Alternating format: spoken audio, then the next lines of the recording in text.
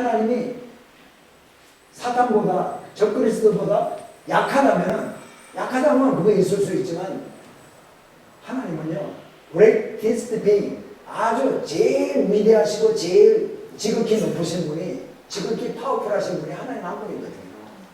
그럼 하나님 한 분은 예수 그리스도 보혈로 우리는 구원받았는데 그럼 내가 예수 그리스도 보혈이 무익해지잖아. 아무 영향을 못 끼치잖아요. 그런 일을 절대로 있을 수 없다고 생각합니다. 자, 그래서 7년 환란 동안 그 다음에 7년 환란이 아까 7년 환란에 있는 일들이 아까 다니엘서를 통해서 보여준 거 그죠? 그리고 3년 반 후에 이런 일이 있고 요한계시록에 7 인의 재앙, 7 대접의 재앙, 7 나팔의 재앙, 그 다음에 7 대접의 재앙이 이런 재앙들이 있는 게 언제냐? 바로 이때라고 하죠. 이때.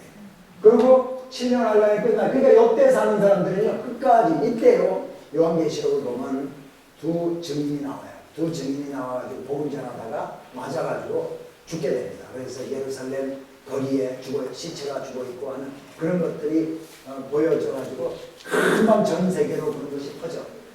옛날 같으면 왜 전 세계로 퍼질 수 있어요? 지금 인터넷 가지고 금방 다 퍼지잖아요. 저 다니엘서도 보면 그때는 사람들이 빨리 왕래하고 하면 얘기가 나와요.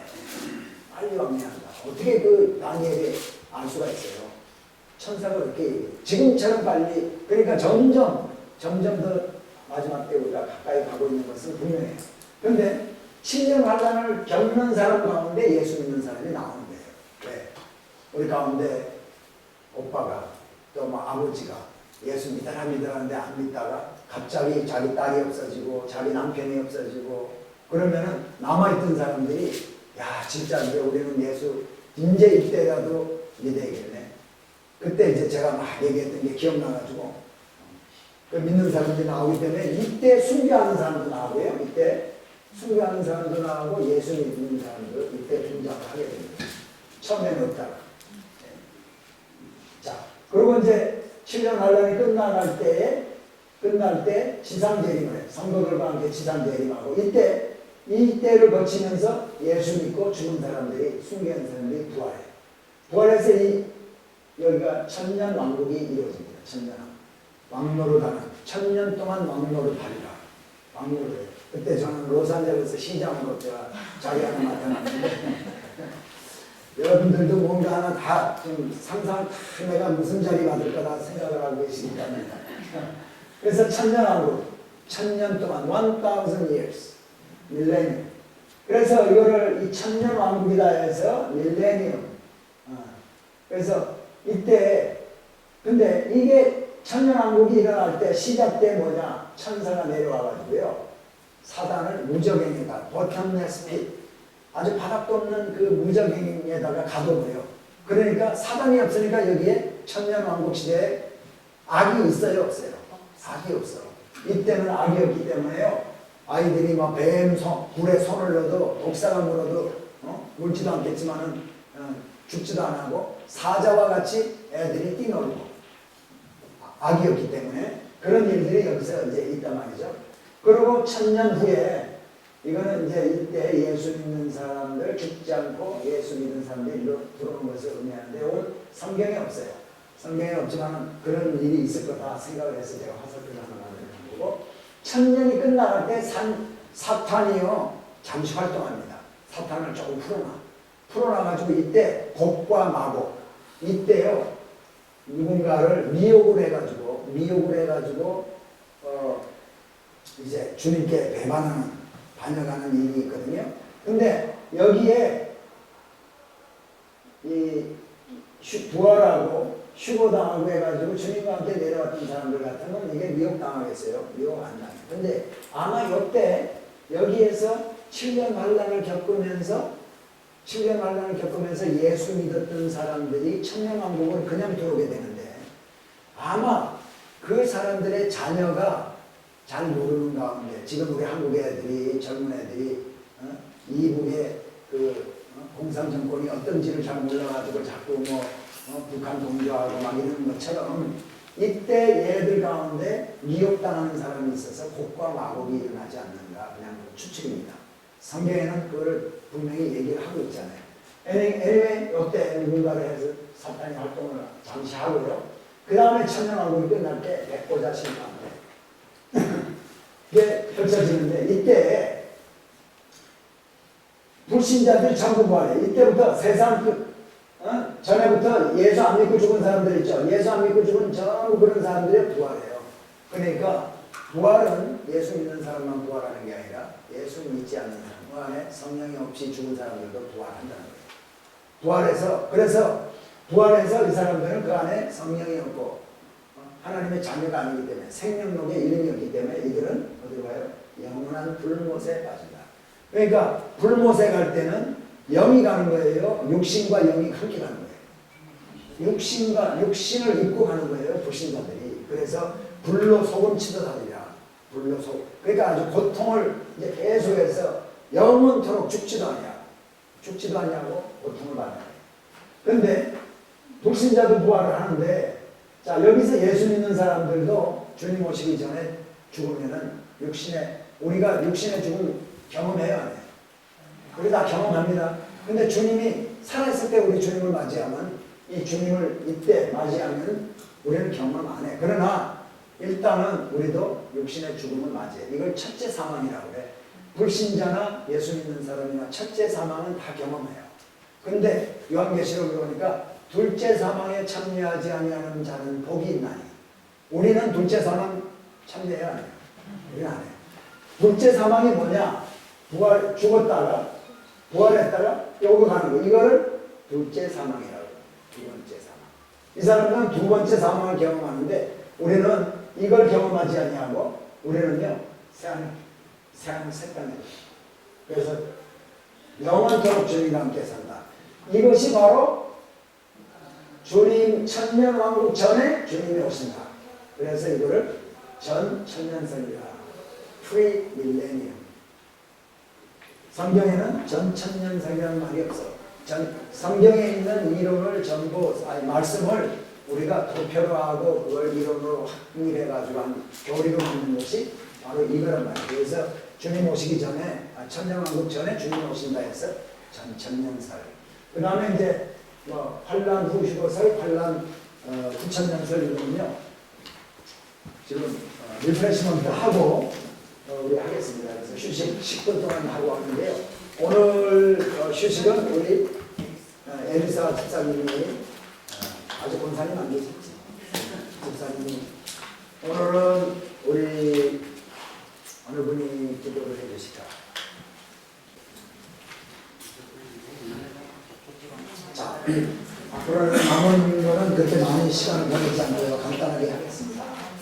자, 아까 제가 설명해드린 전천년설 가운데 아까 설명한 거를 뭐라 그러냐? 환란 전 휴거설이라고 해요. 환란 전 휴거설. 환란 전에 휴거가 있었잖아요. 7년 환란 전에 휴거설이 있어요. 요거는 환란 후 휴거설입니다. 전천년설은 전천년설이야. 천년왕국 이전에 주님이 온다는 설이지만은, 이론이지만은 환란 후, 그러니까 환란 후 휴거설이라는 말은 성도들이 환란을 통과한다는 거야, 통과 안 한다는 거야? 한다는 거야. 환란 후 휴거를 당하니까. 그러니까 성도들도 환란을 겪는다. 그래서 이거를 환란 통과설 또는 환란 후 휴거설 이렇게 얘기해요. 그러니까 예수 믿는 사람, 우리 같은 사람들이 쭉 살다가 어느 시기에 환란은 지나가는 거예요. 통과하는 거예요. 그리고 주님이 공중재림할 때 그때 부활하고 휴거하고 해서 바로 지상재림을 합니다. 지상재림할 때 우리도 지상재림하는데. 그러니까 우리는 환란 전에 벌써 갔어요. 갔는데 이거는 환란을 통과하고 싶은 사람들 얘기하는 거예요. 환란을 통과한다는 사람들 얘기란 말이지. 무슨 말인지 아시겠어요? 근데 제 신학에 의하면 가요, 저는. 근데 이제 이 사람들은 어떤 사람들이냐? 아니야. 환란, 예수 믿는 사람도 환란을 통과해. 왜? 여기 마태복음 24장에 보면은 주님이 감람산에서 승천하시기 전에 제자들에게 마지막 때에 대해서 이야기하는 게 마태복음 24장에 나와요.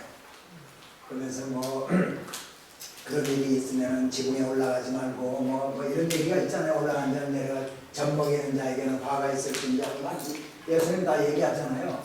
그러니까 봐라, 예수님이 제자들에게 환난을 통과할 것처럼 다 얘기했잖아. 네? 그 얘기를 하고 있어요. 근데 예수님이 제자들에게 얘기한 것은요, 이거는 구원받은 하나님의 백성들에게 한 얘기가 아니라 이스라엘에게 한 얘기예요. 로마서를 보든지 성경 어디에도 신약에도 이스라엘은 이스라엘이고 구원받은 하나님의 자녀는 하나님의 자녀예요. 이스라엘하고 교회하고, 다시 말하면 이스라엘하고 교회를 이꼴시켜가지고 얘기하는 군대가 없어요. 그래서 이스라엘은 이스라엘이고 교회는 교회란 말이죠. 교회는 뭘 얘기하냐, 우리처럼 구원받은 백성들을 교회라고 하는 거죠. 그러니까 이거는 예수님이 그 사람들한테 얘기한 거는 환난을 통과하게 될 이스라엘 백성들, 에트닉 이스라엘 민족에게 한 얘기다, 그거예요. 그렇기 때문에 하여튼 여러 가지를 봤을 때 우리는 환난을 통과하지 않아요. 말씀이 여러 군데 흩어져 있기 때문에 전체 다 설명해야 되기 때문에 좀 복잡하니까 이제 제가 거기까지만 얘기를 하려는데, 이 사람들은 환난을, 크리스천들도 환난을 통과한다는 얘기예요. 요한계시록을 보면 분명하게 필라델피아 교회에 한 얘기인가요? 환난의 때를 면하게 해주겠다고 분명하게 또 말씀을 하고 계세요.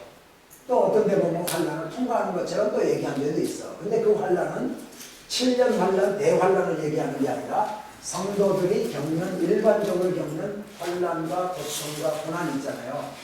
비즈니스 하다가 비즈니스 많이 망하고 자녀가 막 애매기고, 이건 뭐예요?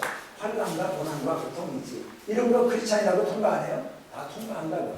그러니까 이걸 얘기하는 이거냐, 아니면 7년 대환난을 얘기하는 거냐, 분별을 잘해야 돼요. 성경에 나오는 이야기들. 어쨌거나 이거는 통과하는 거예요. 통과하고 여기에 천년왕국이 있고, 여기는 이제 다 똑같죠, 이 부분은. 그리고 100보다 이것도 마찬가지예요. 불신자고 하나. 근데 어디가 틀리냐? 이거는 틀립니다. 아까는 환난 전이고서는 주님이 공동체를 여기하고 우리는 쉬고 부활. 그 다음에 여기는 환난은 예수 안 믿는 사람만 겪는 거예요. 근데 뭐지 그 캔사스리 아합 있죠? 네? 아합의 저 사람들이 가르치는 게 바로 이겁니다. 그러니까 아합 사람들은요, 지금이 이렇게 신앙생활 할 때가 아니다. 그래서 거기 24시간 예배드리고 24시간 찬양하고 24시간 기도하는 거예요. 거기. 그러니까 중요한 거는 저와 같은 그 마지막 때 종말에 대한 가르침을 받은 성도들은 아합에 가가지고 찬양 부르고 예배드리고 기도하고 하는 거 다 보고 보는 건 좋은데, 이 종말에 대한 저런 배경하에 저 사람들이 한다는 것을 알고 오셔야 돼요.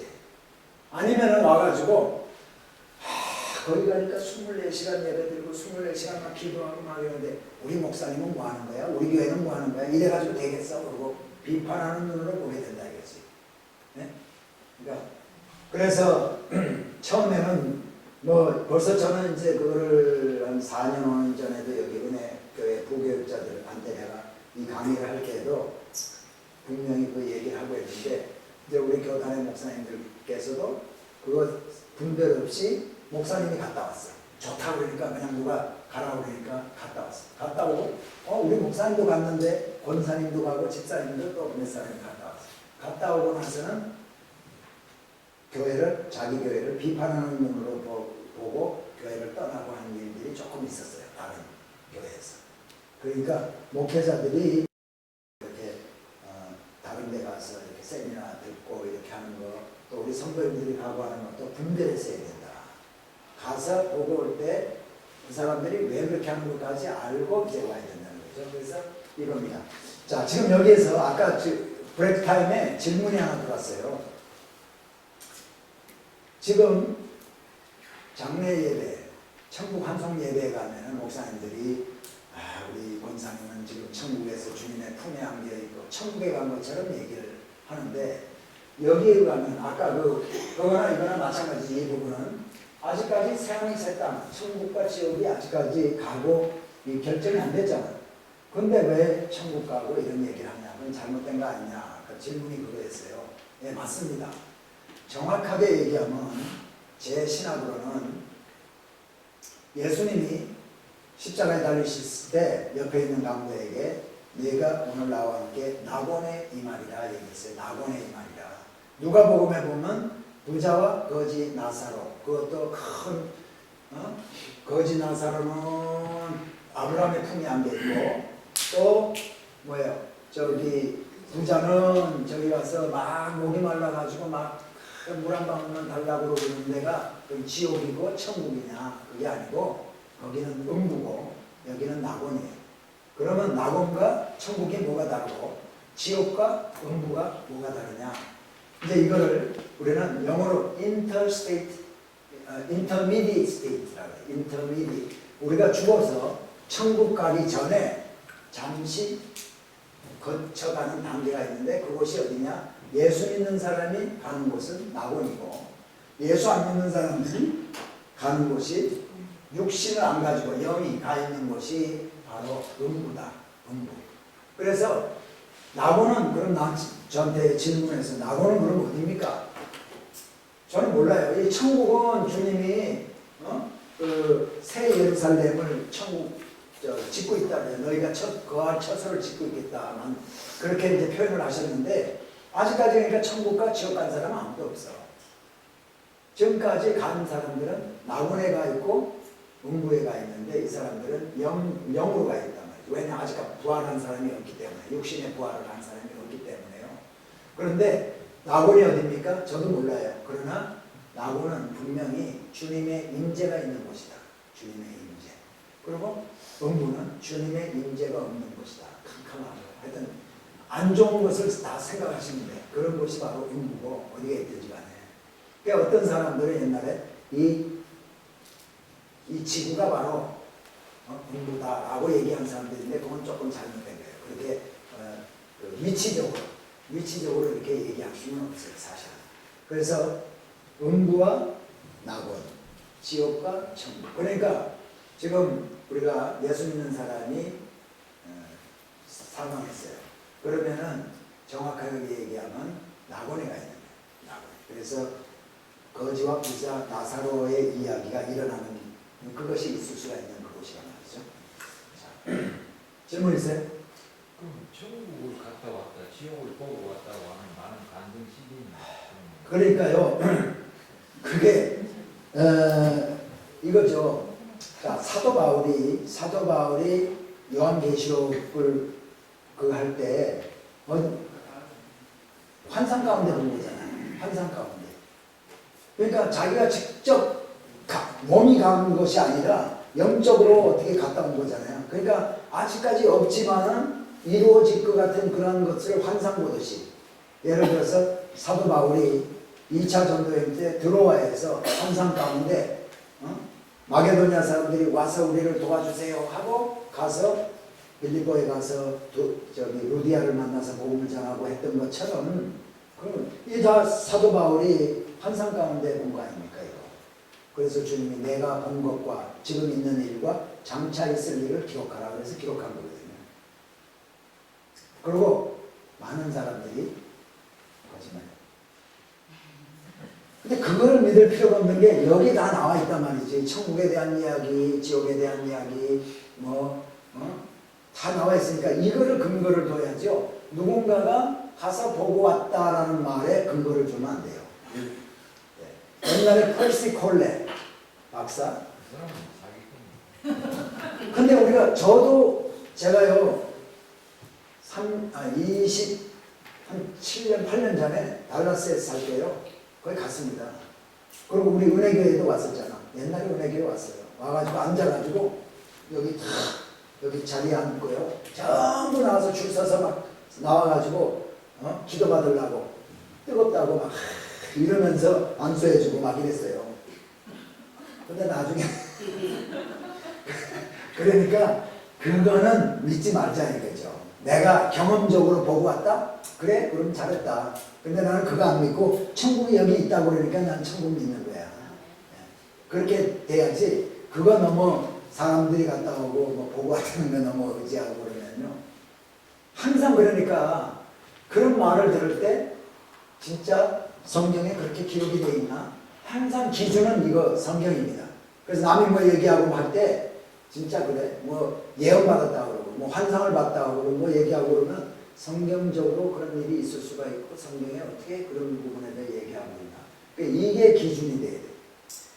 잘못하면 우리는 적의 기준에 대해서 그렇기 때문에 천국이 있음을 믿는다. 이렇게 되면 안 돼. 아, 저 사람이 보고 왔다는데 이렇게 되면 안 된다. 그거보다는 여기 성경 어디 몇 장 몇 절에 그게 있고 그렇다고 얘기하니까 자 이렇게 된다. 아멘? 네. 자, 이거 후천년이에요. 후천년은 뭐냐면요. 이거를 프리테리스트 뷰. 요한계시록에 나오는 이야기들은 벌써 과거에 다 일어났어. 아까 제가 말씀드린 요한계시록에 나오는 게요. 초대교회 때 AD 70년에 예루살렘이 멸망당한 이야기 이런 것들이 벌써 다 요한계시록에 있었던 사도 요한의 입장에서는 미래 이야기였지만은 우리한테는 지금 이미 다 일어난 거다. 그렇게 과거적으로 보는 거예요, 이 사람들은. 그렇기 때문에 7년 환란도 여기에서 얘기하고 있는 것 같은 7년 환란 벌써 과거에 다 일어났어. 그리고 천년왕국 이거는 지금 현재 우리가 살고 있는 예수님이 부활승천하셔서 하나님 보좌 우편에 앉아서 통치하고 있잖아. 그렇죠? 그러면 지금 주님이 통치하는 나라에 우리가 살고 있어요. 킹덤 오브 갓. 지금이 바로 천국이야. 천년왕국을 살고 있어. 왜? 주님의 통치 아래 우리가 있으니까. 주님이 승천하셔서 하나님 보좌 우편에 앉으셔서 모든 것을 통치하고 있는 주님이 왕 대신 스피리추얼리, 그러니까 이거는 가시적이 아니라 스피리추얼 킹덤 오브 갓이잖아요. 영적인 킹덤 오브 갓이 하나님의 나라가 지금 이루어지고 있다. 그래서 지금 우리가 천년왕국 살고 있어. 근데 이거에 꼭 천년일 필요는 없다. 이건 상징적으로 얘기이기 때문에 천년일 수도 있고 3000년일 수도 있고. 그러니까 주님이 왔다 가신 지가 지금 2000년 됐으니까 지금 우리가 살고 있는 게 천년왕국이야. 그리고 복음을 증거하면 세상이 좋아진다는 거예요. 복음을 자꾸 증거하면 세상이 좋아지고 사람들이 말씀으로 이렇게 성화가 돼가지고 점점 좋아져서 주님 오실 때쯤 되면 아주 좋아진다. 그런데 주님 오시고 나서 복음은 그때부터 계속 증거됐어요. 선교사도 보내고 뭐 교회도 많이 생겼어. 세상이 악해졌어요. 세상이 더 좋아지고 있어요. 세상은 더 악해지고 있잖아요. 그러니까 이거는 이제 보통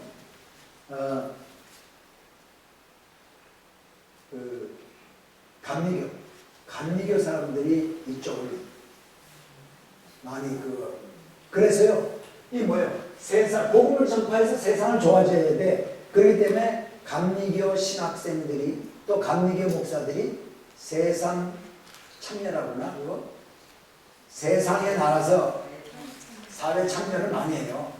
근데 우리 장로교 목사님들은요 나가서 대통령 출마하고 국회의원 출마하고 이런 거 별로 안 해.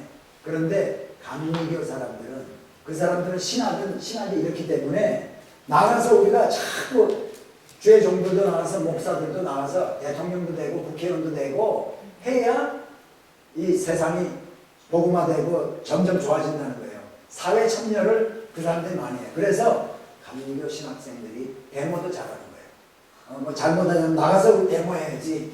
근데 장로교 신학 쪽을 보면은 이제 그게 좀 다르죠. 감리교하고. 그래서 이 사람들이 보면은 나중에 천년왕국이 끝나갈 때 부활하고 휴거하고 지상재림하고 해서 최후의 심판대가 백보자 심판대가 있고 불신자 부활하고 굶어 천국을 간다. 이거예요. 이게 이제 후천년이에요. 후천년. 왜? 천년왕국 후에 주님이 오십니다. 후천년. 그 다음에 이제 무천년이라는 게 있어요. 무천년. 아이디얼리스틱 뷰. 요한계시록에 있는 이야기가 이런 이야기가 어떻게 있을 수가 있냐. 이거는 상징적으로 하는 이야기라는 거예요. 상징적으로. 뭐 하늘에서 별이 떨어져. 뭐 바다가 뭐 물이 그냥 피바다가 되고 이런 일이 그냥 이거는 상징적으로 선이 궁극적으로 악을 이긴다. 이거를 표현하기 위해서 선이 악을 이긴다는 것을 표현하기 위해서 했다. 선과 악의 싸움. 그 시간을 초월한 진리인데 궁극적으로 선이 악을 극복한다는 것을 보여주는 것이 바로 요한계시록이다. 그래서 이거는 천년왕국이 없어. 천년왕국이 없고 그냥 세상 마지막 때 되면 이 예수 믿는 사람들 부활하고 불신자도 그때 부활하고 최후 심판, 백보자 심판 때에서 예수 믿는 사람은 천국 가고 그런 것을 떨어지고 이건 천년왕국이 없어요. 무천년. 천년왕국이라는 거는요.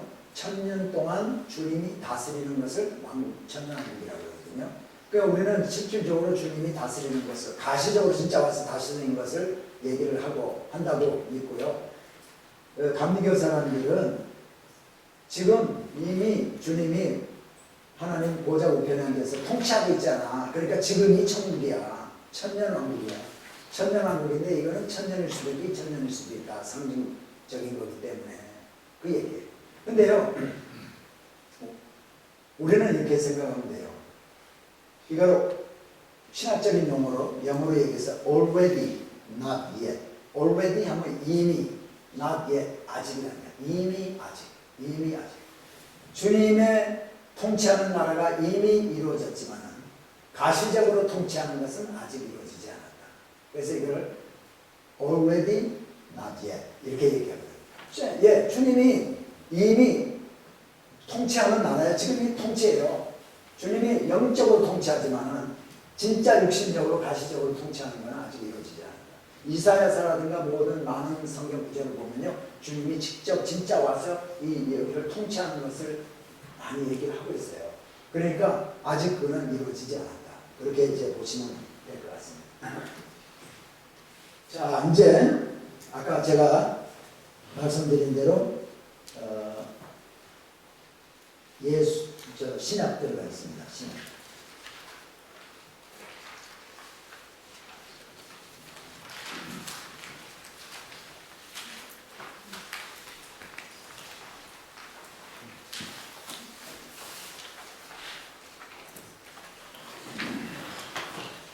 제가 질문하는 시간들을 잘 안 드렸는데요. 질문을 언제든지 강의하는 동안에 질문 있으시면 질문하세요. 제가 질문을 답변을 다 해드린다는 보장은 없지만은 하여튼 그냥 이상한 점을 그냥 지나가면은 그게 불신이 돼가지고 불신앙이 될 수도 있으니까 질문하시기 바랍니다. 언제든지. 네, 복음서. 자, 신약은 몇 권이죠? 네, 3구 27이잖아. 구약 39권, 신약 27권, 3구 27. 다시 한번 구약을 전체를 보면 39권 중에서 역사서가 17권이고, 네, 역사서, 또 맨 마지막에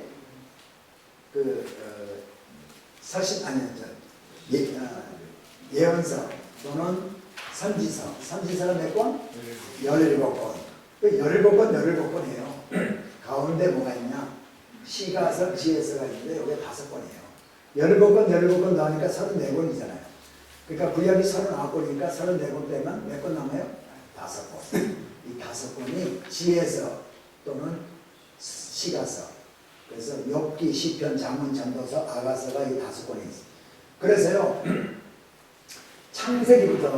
창세기부터 쭉 해가지고 에스라, 느헤미야, 에스더까지가 17권이에요. 17권인데 이 책들이요 거의 역사적인 순서대로 다 되어 있다. 그래서 마지막에 있는 부분들은 다 포로 시대 때 있었던 이야기. 네? 그 17권. 그 다음에 시가서, 예언서는 이 구약 시대를 살던 사람들이 살 때에 자기네들이 경험한 것들을 시로 이렇게 쓰고 또 지혜서로 쓰고 했던 것들이다. 그 다음에 예언서 또는 선지서 17권은 왕정시대 때 하나님이 이스라엘 백성들을 통치할 때 선지자들을 통해 가지고 하나님이 하실 말씀들을 주셨다. 근데 주로 나라가 어지러울 때 말씀이 많이 주어졌다. 그래서 포로 시대 때, 귀한 시대 때, 또 저 멸망할 때, 북왕국, 남왕국이 멸망하기에 가까워졌을 때, 아주 그랬을 때 하나님이 선지자들을 많이 사용해요. 그래서 39권이에요. 27권을 이제 좀 나눠드리면은 역사서가 복음서 4권을 포함해서 5권이에요. 마태, 마가, 누가, 요한, 그 다음에 사도행전, 요 5권. 그 다음에 신약에서는 한 권이죠. 요한계시록. 그러니까 한 권하고 5권 더하면 몇 권이에요? 6권. 그러면 신약 전체가 몇 권이라고? 27권에서 6권 빼면 몇 권 남아요? 21권이 서신서예요. 그래서 21권의 서신서 가운데서 사도 바울 서신서가 13권입니다. 13권. 그 13권, 21권에서 13권 빼면 8권 남아. 8권을 일반 서신서다. 그렇게 얘기해요. 일반 서신서다. 대충 이제 정리가 되죠? 그래서 지금 복음서부터 우리가 훑어서 들어갑니다. 그래서 복음서 4권, 그 다음에 사도행전과 아울러서 사도 바울 서신서 13권을 좀 보면서 그 다음에 일반 서신서가 어느 이 신약의 다른 책들과 비교해서 어디에 어느 부분을 차지하느냐. 그 다음에 마지막에 요한계시록에 있는 부분은 제가 조금 전에 설명드렸던 이 부분들이고요. 자, 그래서 하는데, 자, 예수님이 예수 그리스도인데, 그리스도라는 말은 메시아라는 말이에요. 크라이스트. 근데 그건 뭐냐? 기름 부음 받은 자. 기름 부음 받은 자. 근데 이 메시아가 나중에 구약시대 때 주님이 창세기에 이제 보면은 아담과 하와가 범죄하고 나서 하나님께서는 이 인류를 구원하기 위해서 메시아를 보내줄 계획을 세우신 거예요. 하나님의 경륜에. 근데 계획을 세워놨었는데 나중에 예수님이 딱 태어나신 그때부터를 우리는 신약이라고 해요. 근데 예수님이 태어날 때 그리스도가 이 땅에 메시아가 이 땅에 왔을 때 그분이 메시아인지 아닌지를 우리가 어떻게 알겠어요? 그렇기 때문에 구약에 이미 하나님께서는요 메시아에 대해서 예언을 해놓으셨어요. 그 메시아에 대해서 예언해 놓은 게 사무엘하 7장 12절부터 13절 뭐냐? 다윗의 후손이라 해야 된다. 그리고 그 다윗의 후손의 위를 영원토록 경고케 하여 주겠다. 이게 다윗에게 약속한 거예요. 그 다음에 이사야서 7장 14절에 보면요. 이사야서 이거 여러분 없어요? 있죠? 이사야서 7장 14절에 보면 뭐냐? 이 땅에 오시는 메시아는요. 처녀가 잉태했으나 남자 여자가 결혼해가지고 자녀 낳은 거는 그건 아니고 처녀가 애를 낳아야 돼. 처녀가 애 낳는 게 있을 수 있어요. 근데 처녀가 애를 낳아야 그분이 메시아라는 거예요. 그리고 임마누엘이라 하리라. 그래서 그 다음에 또 이사야서 53장에 보면은 그 와서 메시아는 이 땅에 오셔가지고 왕으로 왕관 쓰고 통 잡고 살고 오래 장수하고 살고 이게 아니고 일단 죄가 없는 분이지만 어린 양이 죽음같이 죽음을 받는 것처럼 순순히 멸시당하고 고통당하고 죽게 된다는 거예요. 유월절 어린 양처럼 순전하고 죄가 없으시지만 죽음을 기꺼이 받으신다는 거예요. 난 죽으면 안 죽겠다고 막 부하들 데리고 칼싸움하고 이거는 메시아가 될 수가 없어요. 메시아는 이 땅에 오셔가지고 죄가 없는 분인데 어린 양, 유월절 어린 양처럼 죽음을 순순히 달게 받으시는 그분이 바로 메시아예요. 그리고 또 한 가지 중요한 게 미가서 5장 2절부터 5절에 나오는 이 말씀, 이거 한번 찾아보셔야 돼. 베들레헴 에브라다야 너는 태고적부터 있던 것이지만은 너로부터 아주 귀한 분이 오신다는 예언을 한 데가 있어요. 미가서 오련미, 오바디아, 요나, 미가 구약성경 1294페이지. 자, 제가 2절 읽어드립니다. 찾으셨어요? 1294페이지입니다. 베들레헴 에브라다야, 너는 유다 족속 중에 작을지라도 이스라엘을 다스릴 자가 내게서 내게로 나올 것이라. 그의 근본은 상고의 태초니라.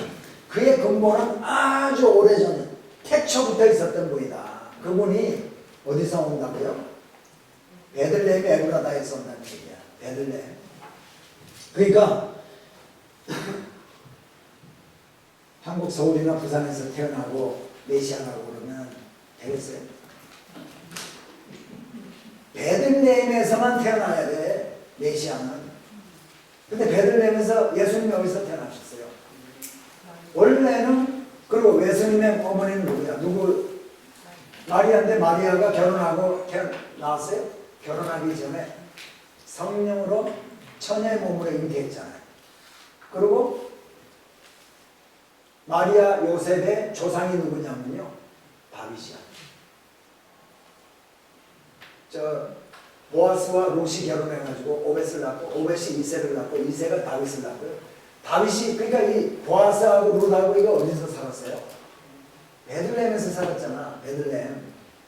베들레헴에서 살았기 때문에요, 이 요셉과 마리아의 조상이 유다족 속의 이 보아스의 후손이에요.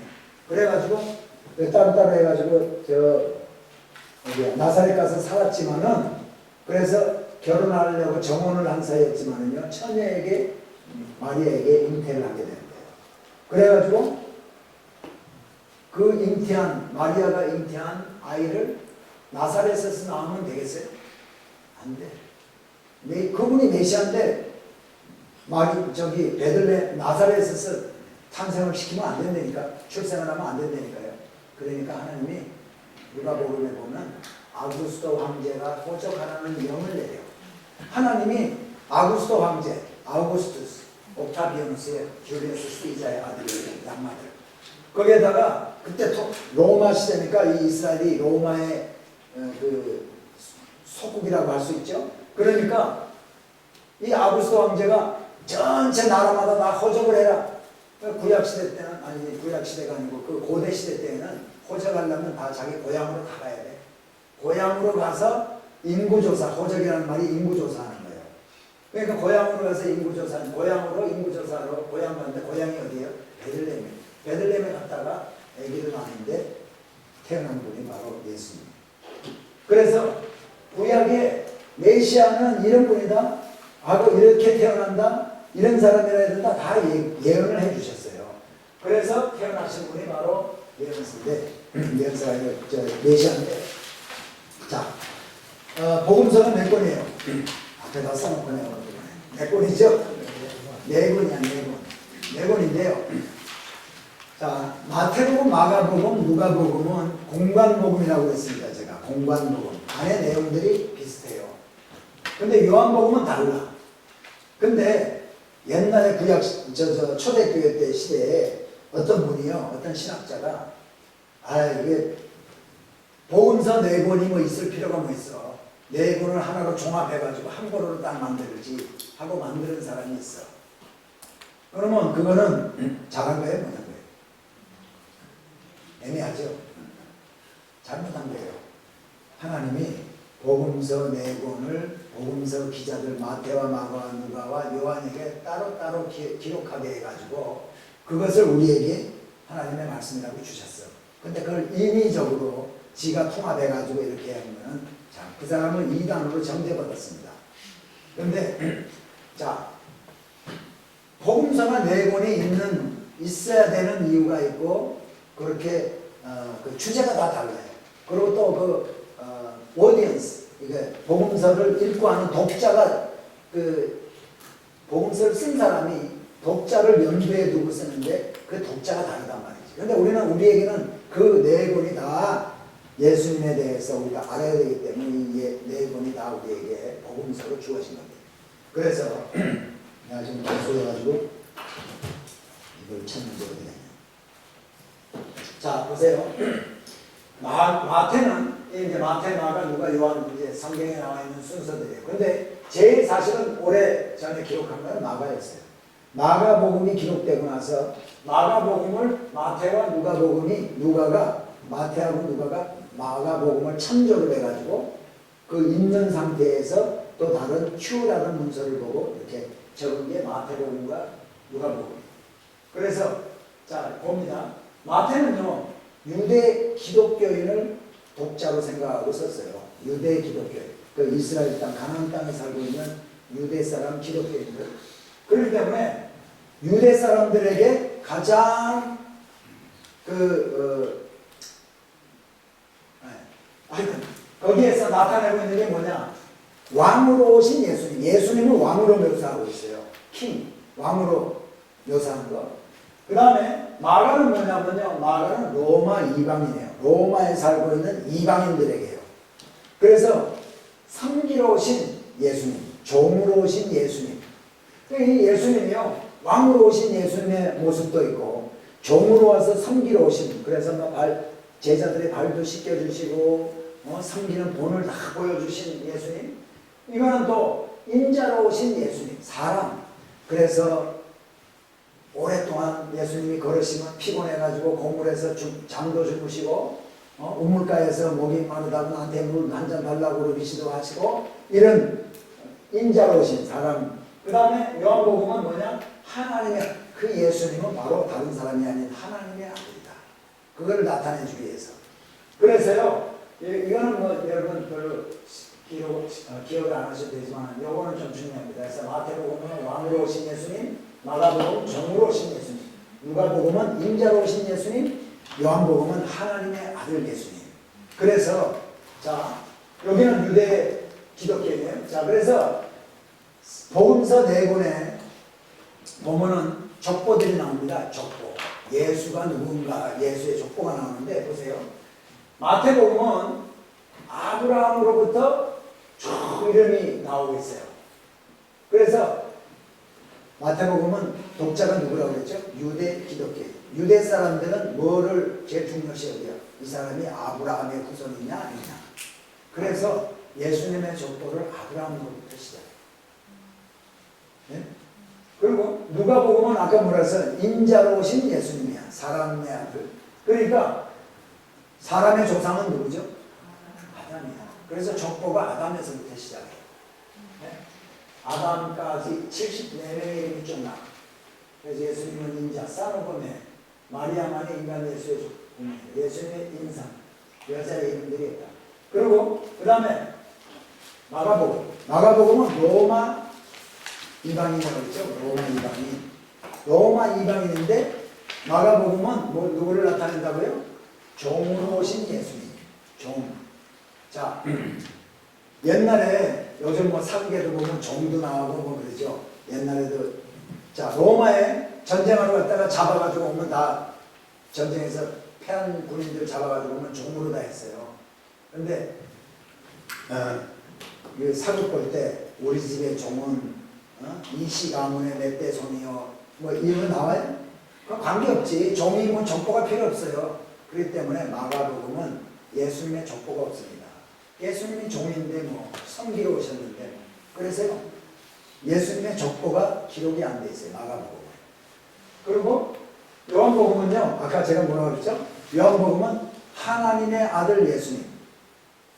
그래서 마태복음도 그렇고 누가복음도 그렇고 마가복음도 그렇고 크리스마스 이제 우리가 다 대하는데 예수님의 탄생 스토리잖아요. 크리스마스.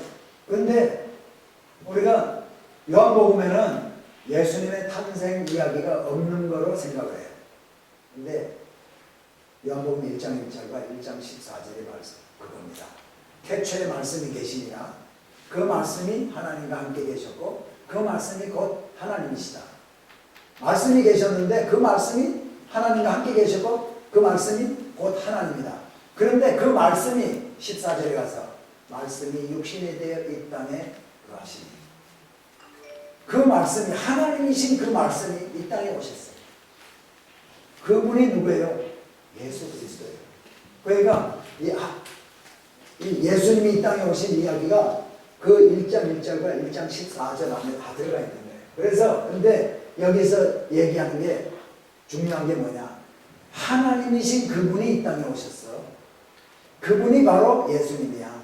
이걸 지금 요한복음 1장 1절과 1장 14절이 얘기를 해주고 있어.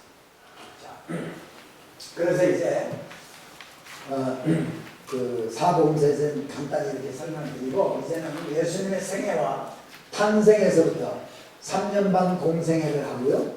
십자가에 달리셔서 부활 승천하실 때까지 이야기를 우리가 그 마태복음과 마가복음과 누가복음과 요한복음을 통틀어서 있는 주요 사건들을 이렇게 한번 공부를 해보려고 해요. 자, 그래서 예수님의 생애를 이렇게 나누면은 세 개로 나눌 수 있어요. 처음은 탄생과 유년기. 주님이 예수님이 이 땅에 오셔서 베들레헴에서 탄생하시고 유년기까지 사신 이야기. 그 12살까지. 그 다음에 성장기. 예수님이 성장할 때 부모 속을 새기고 있어요, 없어요? 성장기에 대해서는 없어. 그건 우리가 알 필요가 없기 때문에 안 써놓으신 거예요. 사춘기를 주님께서는 잘 극복하시고 이런 얘기 없어. 어머니를 애먹여가지고 어머니가 속상해가지고 뭐 기도 많이 하고 이런 얘기 없어요. 그리고 공생의 사역이 3년 반이 나옵니다. 그러니까 성장기에 대한 이야기는 없어. 탄생과 유년기까지 12살까지 누가복음에 보면 하나님과 사람들에게 사랑스러워지더라 하는 이야기가 나오고 있고요. 그 다음에 공생애는 예수님의 공생애, 공적인 퍼블릭 라이프, 인류를 구원하기 위한 퍼블릭 라이프가 기록이 쭉 되어 있는데 이게 이제 우리 복음서의 주지요. 근데 이것은 공생애는 언제부터 시작했을까요? 예수님의 공생애는. 네? 40세.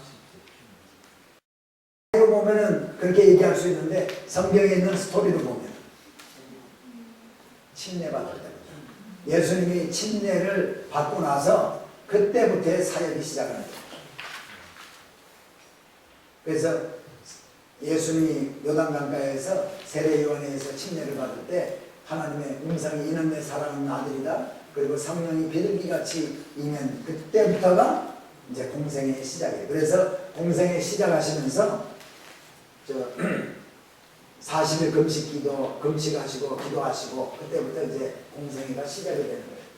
자, 그런데 예수님의 생애와 그때 정치적인 배경을 한번 좀 봅니다. 자, 보세요. 헤롯 대왕 때 예수님이 태어납니다. 태어나는데 태어나서 유년기를 겪게 돼요. 자, 그런데 여기 보시면 알지만 헤롯 대왕이 여기 죽는 거거든요. 죽는데 해가지고 주님이 예수님 태어나고 나서 조금 있다 죽잖아요. 죽는 길 아니면 정성을 들어가는 거 보면. 그래서 이때가 뭐냐, 우리가 잘 아는 대로 예수님이 태어나시고 헤롯이 어린아이들 다 잡아 죽이려고 그러니까 부모가 요셉과 마리아가 데리고 애국으로 피난가 있다가 나중에 헤롯이 죽었다 할 때 이때 요셉과 마리아가 예수님을 데리고 나사렛으로 가셔가지고 그때부터 나사렛에서 사시게 되는 거예요. 자, 유년기가 이렇게 있고 그래서 헤롯 대왕이 죽고 나면요, 아까 제가 첫 시간에 설명드린 것처럼 아켈라오라는 아들과 헤롯 안티바스라는 아들과 빌립이라는 아들이 이 나라를 헤롯이 통치하는 나라를 나눠서 통치를 하게 됩니다. 그래서 아켈라오는 유대지역, 헤롯 안티바스는 아까 말씀드린 대로 갈릴리와 베레아, 그 다음에 빌립은 갈릴리 바다의 북동쪽인데 이두레와 드라고니시라는 이곳을 통치를 하게 돼요. 빌립. 그래서 이렇게 되는데, 그러면 예수님이 이제 이때 십자가에 달리시고 하는데 이때까지 보면은 이 헤롯 안티바스, 빌립이 다 있을 때란 말이죠. 자, 그래서 그런데 아켈라오가 한 11년, 12년 통치를 합니다. 아들이 유대가 어디예요? 예루살렘을 포함한 여기가 유대죠. 유대를 통치하는데 이 사람이 정치를 잘못하고 포악해요. 그래가지고는 막 반란이 일어나고 막 유대 민족들이 이스라엘 백성들이 막 이렇게 되니까 또 많은 사람을 또 죽여요. 이 아켈라. 그러니까 지금 어느 나라 속국이에요? 지금 로마의 속국이에요. 로마의 속국인데 이제 정치를 잘못하니까요. 로마에서 안 되겠다. 저거 불러와요. 아켈라를 소환을 시킵니다. 소환해가지고 불란서의 어느 지역으로 귀양을 보내버려요. 귀양 보내고 이때부터 로마가 안 되겠다. 여기는 우리가 직접 통치하자. 그래가지고 총독을 로마 총독을 파병을 하는 거예요. 그래서 이때부터 로마 총독이 유대 지역만 여기 갈릴리 베레아 지역 이들의 드라고니 지역은 아직까지 헤롯의 아들들이 통치를 하는데 유대 지역 예루살렘에 있는 이 유대 지역만 로마 총독이 와가지고 통치를 해요. 근데 예수님이 공생애 하고 시작하고 이제 죽으실 때 공생애 사역하고 십자가에 달리시잖아요. 공생애 3년 반. 이때 총독이 누구냐? 본디오 빌라도예요. 그러면 본디오 빌라도라는 총독은요, 예수님 공생애 시작하기 직전에 오셔가지고 얼마 전에 오셔가지고요, 예수님 십자가에서 죽으신 후에도 몇 년 동안 더 있었어. 그러면 이 전에는 누가 있었냐? 다른 사람 총독이 있었어요. 여기는 다 A라는 총독, B라는 총독, C라는 총독이 다 있다가 이때 대해서 본디오 빌라도를 보냈다는 거지. 로마가. 이 사람 얼마나 재수없는 사람이야. 하필이면 지가 이 사람이 총독할 때 예수님이 공생에 시작할 게 뭐야. 조금 더 일찍 시작하든지 자기가 돌아간 후에 했으면 수천 년 동안 예수 믿는 사람들의 입에 본디오 빌라도에게 고난을 받아 십자가에 못 박게 해주시고 이 아주 이 세상에 태어난 사람 지금 제일 재수없는 사람인 사람이에요. 내가 아무 생각이에요. 네. 자, 이런 것을 이렇게 염두에 두시기 바랍니다. 그리고 자, 예수님 세례요한 마리아 이렇게 침묵식에 있고 예수님 세례요한 때 요셉과 마리아에서 예수님 태어나고 그래서 마태, 마가, 누가, 요한복음 이렇게 12 제자들이 있고 이때 이야기들을 이제 우리가 보였다는 거죠. 그래서 예수님의 사역지를 이제 좀 나눠보면은 예수님의 사역지요. 예수님의 사역지는 크게 세 개로 나눌 수가 있어요. 첫째는 갈릴리 지역. 자, 이제는 뭐 갈릴리 지역 하면 대충 하셔야 돼요. 여기 갈릴리 바다죠. 바다. 갈릴리 호수, 갈릴리. 이 갈릴리 바다를 중심으로 한 이 주위에 있는 지역과 그 다음에 여기 서편 쪽에 여기에 있는 아셀, 납달리, 스불론, 이사갈 여기 있던 이 지역들이 갈릴리 지역이에요. 로 갈릴리, 어퍼 갈릴리 해가지고 갈릴리. 그래서 나사렛은 여기 좀 있어요. 그리고 뭐 디베라라는 데도 있고 가버나움도 여기 있고요. 뭐 베세다도 여기 있고 고라신도 여기 있고 다 근처에 있어요. 예수님이 이 근처에서 사역을 많이 하셨어요. 그래서 갈릴리 지역. 그 다음에 갈릴리 지역 밖. 그러면 갈릴리 지역 밖이라는 얘기는 유대도 있고 사마리아도 있고 이렇게 했지만 여기서 보면 갈릴리 지역 밖 하면 두로와 시돈. 그 다음에 데가볼리, 베레아, 사마리아. 여기는 유대는 포함 안 합니다. 유대는 여기 밑에서 나올 거예요. 자, 두로와 시돈은 우리가 여기 지도 이렇게 보시면은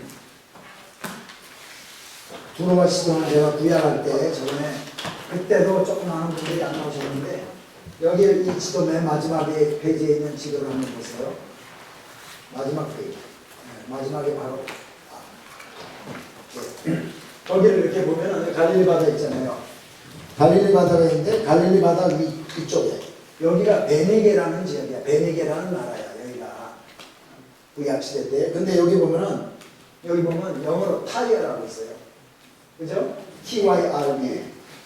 이게 두로야. 그 위에 보면 영어로 사레파라고 되어 있는 게 있죠. 이게 사렙다야, 사렙다. 성경에서 얘기한 사렙다, 사르바. 그 다음 그 위에가 시돈. 그러니까 두로, 사렙다, 시돈. 이 지역에 예수님이 가셨어요. 이거는 아주 제가 구약할 때 뭐라 그랬어요? 여기는 아주 대대로 이방 지역이다. 그렇게 말씀을 드렸어요. 그리고 데가볼리는 어디냐? 데가볼리는 이 갈릴리 바다 남동쪽 여기가 데가볼리. 데카라는 말은 10, 열이라는 말이고 볼리라는 말은 폴리스라는 말이에요. 그래서 10 도시, 10개의 도시다. 이번에 이제 우리 산지순례 가면 이 10개 도시 중에 가장 큰 남아있는 제라시라는 곳도 가고 펠라라는 곳이 다 폐허가 돼가지고 뭐 이렇게 바뀌었지만 그 다음에 베시안이라는 곳도 2군데, 3군데를 가게 되는데요. 데가볼리. 그래서 여기는 시리아 사람들이 통치하게 됩니다. 그리고 베레아는 모압이 있던 옛날 구약 시대 때 모압이 있던 그런 지역인데 모압이나 루벤 지역, 루벤이 있던 사해바다 동북쪽 여기가 이제 베레아가 있었어요. 그 다음에 사마리아 지역은 우리가 잘 아는 대로 사마리아. 이런 지역에 예수님께서 이제 가서 사역을 하셨고, 그 다음에는 유대와 예루살렘이에요. 그러니까 크게 나누면 3개예요. 갈릴리 지역, 그 다음에 갈릴리 지역 밖, 그 다음에 유대와 예루살렘. 그래서 유대와 예루살렘 하면 여리고에서 사역했던 이야기, 베다니에서 사역했던 이야기, 에브라임에서 사역했던 이야기, 그 다음에 예루살렘 뭐 이런 데서 했던 것들이 쭉 나오죠. 그래서 사역지가 이렇게 나눌 수가 있습니다. 지금 제가 이제 예수님 당시에 지도 하나만 보여드리고 오늘 마치려고 합니다.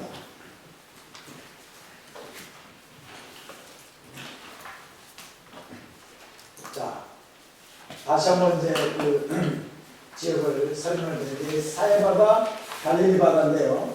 사해바다 갈릴리 바다인데 여기가 유대 지역이고 여기 사마리아. 그러니까 사마리아와 유대. 그리고 여기가 갈릴리아.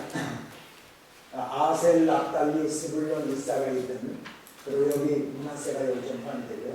그 다음에 데가볼리 지역이 이렇게 되어 있습니다. 데가볼리. 10개의 도시가 큰 헬라의 10개 도시가 여기 있었어요. 헬라 시대 때 만들어 놓은 큰 10개 도시. 그래서 제라시라는 도시에 가고 베시안이라는 이 도시에 가면요. 베시안은 기억나세요? 베시안? 사울과 요나단의 신체를 성벽 위에 매달았다는 곳, 거기가 베시안이었는데 신약시대에 돌아가서는요, 여기 헬라가 큰 도시를 만들었어요. 여기 베시안. 그래서 베시안, 또 제라시 이런 데에 또 10개 도시가 있었어요. 여기 헬라도 여기 있죠. 그런데 이 10개 도시를 통틀어서 이 지역을 데가볼리다. 예수님이 가이사라 빌립보에 갔다가 데가볼리 지역을 다녀가 이렇게 얘기가 성경에 기록이 되어 있어요. 그 다음에 이제 이두레와 드라고니, 빌립이라는 아들이 통치하던 곳이 여기에 있어요. 그리고 베니게였던 두로와 시돈, 사렙다가 여기 있는데 거기에 예수님이 이제 그래서 예수님은 주로 갈릴리와 이 지역, 가버나움, 베세다 이런 지역, 또 나사렛 이런 지역 많이 사역하셨고요. 그 다음에 베레아에도 하셨고, 그 다음에 사마리아 지역도 관통하셨고 한번 또 사마리아에 지나가면서 사마리아 여인도 만나시고 또 특별히 예루살렘의 지역에서 많이 활동하시고 그 다음에 두로와 시돈에도 또 가서 수로보니게 여인을 만나죠. 수로보니게 여인. 그런 이야기들이 이제 쭉 나오는데 오늘은 어땠어요? 조금 지도도 안 보고 이렇게 해서 좀 회개하셨는지 모르겠지만은 다음 시간에는 이제 예수님의 그 사역 이야기를 쭉 하게 되고 자꾸 앞질러 가면 안 되는데 사역 이야기하고 그 다음에 예수님의 그 십자가에 달리시고 십자가에 왜 달리셨나 이런 얘기 좀 하고요. 그 다음에 이제 사도행전을 들어가지고 사도행전의 성령에 대해서 하여튼 사도행전 사역은 성령 사역이니까 그러면서 이제 바울서신서 이렇게 공부를 하겠는데 제가 질문을 하나 드릴게요. 저는 이제 다음 주 수요일도 괜찮고 계속해서 괜찮아요. 공부하는 거. 근데 여러분들은 어떠신지 모르겠어요. 이번 12월은 건너뛰고 11월까지 하는 게 좋으세요? 아니면은 저는 이제 말씀인 대로 많은 분들이 빠지지 않냐고 나오기를 원하기 때문에 이 질문을 드립니다.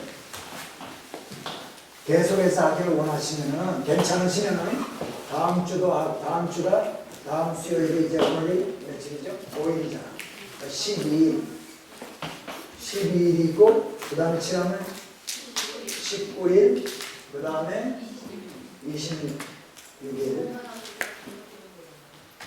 두 번 하고 건너뛸까요?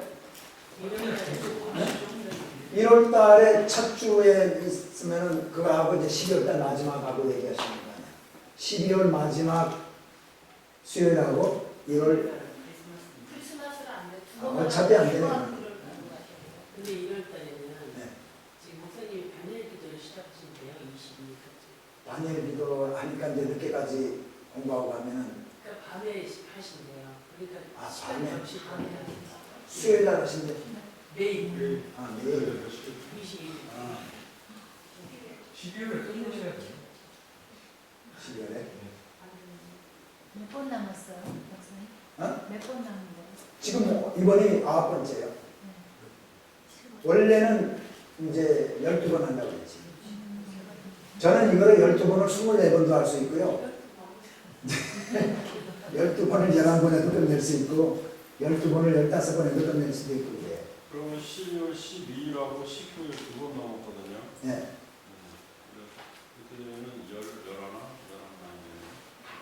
한 번이 한 번이 한 번. 그러니까 지금 두 번 가지고는 조금 저기 안 돼. 왜냐하면 복음사하고 서신서 26일 날 왜 안 나와요? 26일? 26일 날은 해도 되지. 그러면 세 번 아주 이번에 다 하고 12월 달에 다 끝내죠. 그리고 26일 날 좀 다 주죠. 그 24일 전에 한번 하루를 날짜 잡아서 더 하면은 어떨까 싶어요. 이제 26일을 그때 피했던 이유 중에 하나가 뭐냐면은 이제 마지막 주잖아요. 근데 그 가족들 나갔다가 이제 그때 다 들어와 있는데 그때만 시간이 조금 있는 시간이거든요. 유일하게. 그래서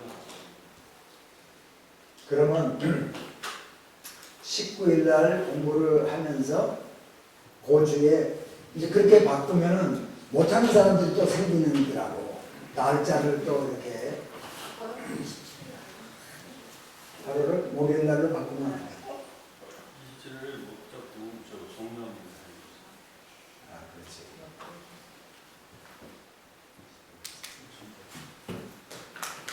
26일 날 하시고 못 들은 사람은 유튜브로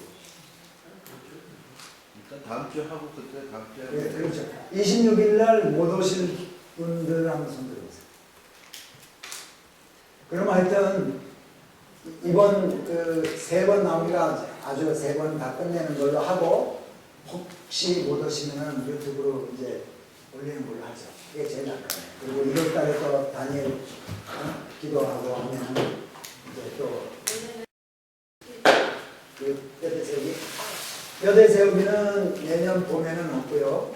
내년 1월 달이나 2월 달에 이제 성지순례를 위해서 특강을 이제 신학교에서 제가 할 거예요. 그러니까 여러분 그 가운데서도 그냥 와서 들으시는데 그거는 그건 내가 이제 다 알려드리는데 날짜 이제 다음 주에는 제가 날짜가 나오고 방도 대충 나오고 신학교 여기 미라클 센터 거기서 이제 3층에서 하게 될 텐데 거기는 특별히 이제 가서 성지순례를 할 곳들을 사진을 보면서 또 역사적인 배경하고 이런 것들을 설명을 좀 하거든요.